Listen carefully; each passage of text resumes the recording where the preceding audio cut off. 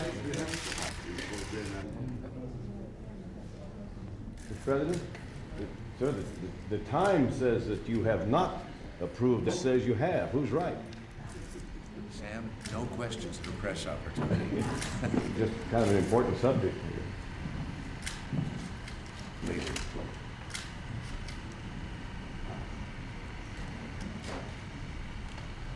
Vice, please, thank you. We talk, because these are all our own people here, that are in here, not the press.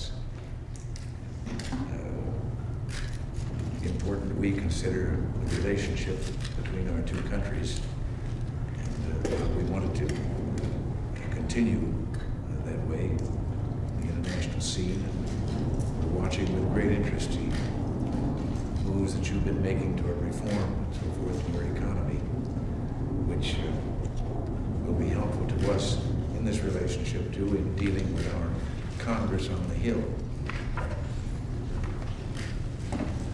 Well, Mr. President, first of all, I would like to express my gratitude and smile